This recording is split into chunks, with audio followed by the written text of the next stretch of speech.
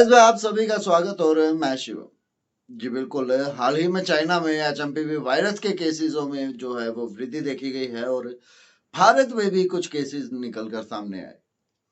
इसी के चलते लोगों में ये डर पैदा हो चुका है कि क्या ये एचएमपीवी वायरस जो है कोरोना जितना खतरनाक है और किस तरह इस वायरस से हम बचें।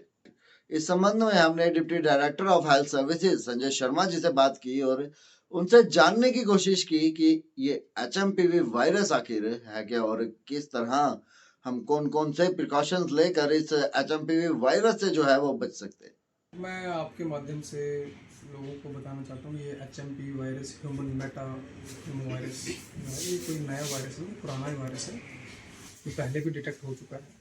जैसे कि आप देखते हैं कि जब भी विंटर्स आती हैं जिस तरह से, तो हमारे जो इन्फ्लुएंजा और ये जो कोल्ड के केसेस हैं वो बढ़ जाते हैं। It is one of the viruses.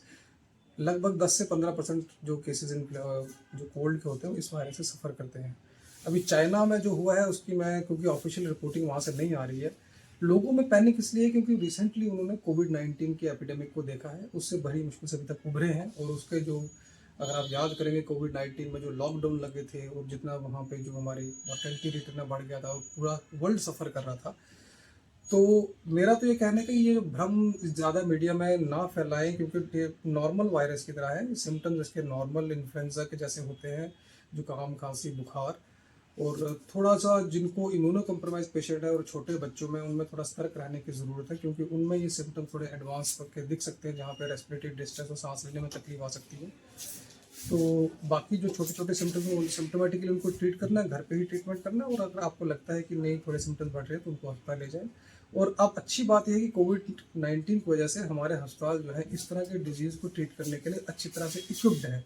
हमारे पास सारी फैसिलिटीज़ हैं, तो कोई घबराने की ज़रूरत नहीं है। मीडिया वालों से मेरी रिक्वेस्ट ये होगी कि इसको उस डर की तरह से, क्योंकि अब जैसे जैसे मीडिया वाले बताएंगे कि एक नया वायरस आ गया, अब ये होगा, अब वो जो उसकी जो हेडलाइन ही होती है वही लोगों में डर पैदा कर देते हैं।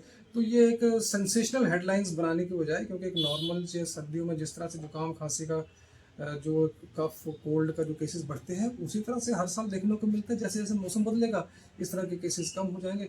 फिलहाल पैनिक करने की ज़रूरत नहीं है।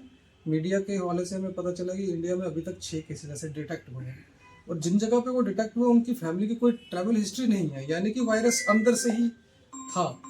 तो और वो जो बच्चे, फिलहाल उनकी कंडीशन बिल्कुल नॉर्मल बट है। कहीं ना कहीं लोग इसे जोड़ रहे हैं क्योंकि जो 6 केसेस डिटेक्ट हुए हैं वो सेम केसेस कोविड के भी उन्हीं जगह से डिटेक्ट हुए थे जब कोविड की नहीं, शुरुआत ऐसा है, हुई थी। देखो, उनमें उस वक्त जो है कोविड अगर 19 का देखो, उसके एक एस्पेक्ट था कि ये एक पर्टिकुलर जगह से, जो अब तो कंफर्म भी हो गया, वुहान से स्टार्ट हुआ था। फिर वहाँ से उन दिनों कोई तब कुछ दिनों तक कोई ट्रैवल में कोई रोक टोक नहीं थी, यहाँ से वहाँ लोग जा रहे थे, वहीं से फैला, वहीं से पूरी कंट्री से फैलते।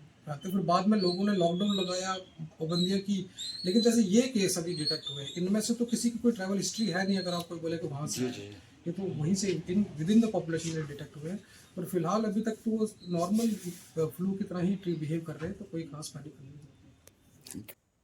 फिलहाल डरने की जरूरत तो नहीं है और सतर्क रहने की जरूरत अवश्य होनी चाहिए और अपना और अपने बच्चों की सेहत का ध्यान जो है और बूढ़े लोगों की सेहत का ध्यान जो है वो जरूर रखें। ऐसी और अपडेट्स के लिए देखते रहे सनराइज। फिलहाल मुझे दीजिए इजाजत।